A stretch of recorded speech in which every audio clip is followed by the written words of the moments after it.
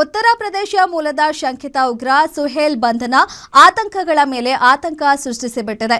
ಕೇವಲ 2ನೇ ತರಗತಿ ಓದಿರುವ ಯುವಕ ರಾಮಮಂದಿರ ಸ್ಫೋಟಿಸಲು ಸ್ಕೆಚ್ ಹಾಕಿದ್ದ ಎಂಬ ವಿಷಯ ಪೊಲೀಸರ ನಿದ್ದೆಗೆಡಿಸಿದೆ. ಹೀಗಾಗಿ ಪ್ರಕರಣ ಭೇದಿಸಲು ಹರಿಹರಕ್ಕೆ ಎನ್ಐಎ ಎಂಟ್ರಿ ಕೊಟ್ಟಿದೆ. ಈ ಕುರಿತ ಡೀಟೇಲ್ಸ್ ಇಲ್ಲಿದೆ ನೋಡಿ. ಪೊಲೀಸರ ನಿದ್ದೆಗೆಡಿಸಿದ ಶಂಕಿತ ಉಗ್ರ ಸುಹೇಲ್.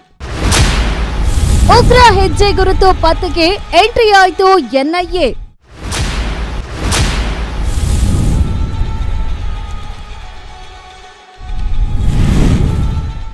ದಾವಣಗೆರೆಯ ಹರಿಹರದಲ್ಲಿ ಶಂಕಿತ ಉಗ್ರ ಸುಹೇಲ್ ಬಂಧನ ಪ್ರಕರಣ ದೇಶಾದ್ಯಂತ ತಲ್ಲಣ್ಣ ಸೃಷ್ಟಿಸಿದೆ. ಹಿಂದೂಗಳ ಆರಾಧ್ಯ ಕೇಂದ್ರ ರಾಮಮಂದಿರ ಬ್ಲಾಸ್ಟ್ಗೆ ಸ್ಕೆಚ್ ಹಾಕಲಾಗಿತ್ತು ಅನ್ನೋ ವಿಷಯ ಆತಂಕ ಸೃಷ್ಟಿಸಿದೆ. ಹೀಗಾಗಿ ರಾಷ್ಟ್ರೀಯ ತನಿಖಾ ದಳ ಹಾಗೂ ಉಗ್ರರ ನಿಗ್ರಹ ದಳ ಕೂಡ ಹರಿಹರಕ್ಕೆ ಎಂಟ್ರಿ ಕೊಟ್ಟಿದೆ. ಪರಿಣಾಮ ಉತ್ತರ ಪ್ರದೇಶ ಮೂಲದ ಶಂಕಿತ ಉಗ್ರ ಸುಹೇಲ್ ತನಿಖೆ ಮತ್ತಷ್ಟು ತೀವ್ರಗೊಂಡಿದೆ. 4 ಹಿರಿಯ ಅಧಿಕಾರಿಗಳನ್ನ ಒಳಗೊಂಡ ಸ್ಥಳೀಯ ಪೊಲೀಸರೊಂದಿಗೆ ಜಂಟಿಯಾಗಿ ತನಿಖೆ ನಡೆಸುತ್ತಿದ್ದಾರೆ.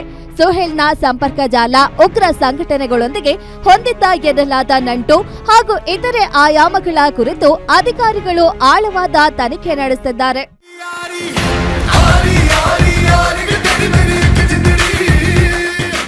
ದೇಶಕ್ಕೆ ಆತಂಕ ಒಂದು ಕಡೆ ಆದ್ರೆ ಸುಹೇಲ್ ಕುಟುಂಬದವರು ಸಹ ಶಾಕ್ಗೆ ಒಳಗಾಗಿದ್ದಾರೆ. ಮಗನ ಬಂಧನದ ಸುದ್ದಿ ಕೇಳಿ ಉತ್ತರ ಪ್ರದೇಶದಲ್ಲಿರುವ ತಂದೆ ತಾಯಿ ತೀವ್ರ ಆಘಾತಕ್ಕೊಳಗಾಗಿದ್ದಾರೆ.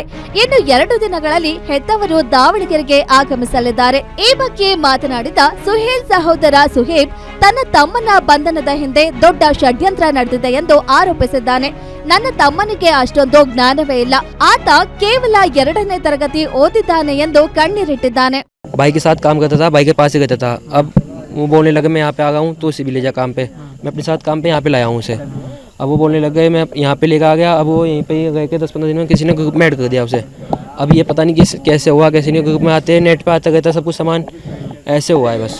ದುರಂಧರ್ ಸಿನಿಮಾ ರೀತಿ ಸಾಮಾಜಿಕ ಜಾಲತಾಣಗಳ ಮೂಲಕ ಯುವಕರ ತಲೆ ತೀಡಿ ಉಗ್ರವಾದಕ್ಕೆ ಕರೆತಂದು ವಿಧ್ವಂಸಕ ಕೃತ್ಯ ಎಸಗಲು ಪಾಪಿ ಪಾಕ್ ಪ್ರಯತ್ನ ಮಾಡ್ತಿದೆ ಎನ್ನಲಾಗ್ತಿದೆ. ಸದ್ಯ ಸುಹೇಲ್ ವಿಚಾರಣೆ ನಡೀತಿದ್ದು ಮತ್ತಷ್ಟು ಸ್ಫೋಟಕ ವಿಚಾರಗಳು ಹೊರಬೀಳುವ ಸಾಧ್ಯತೆ ಇದೆ.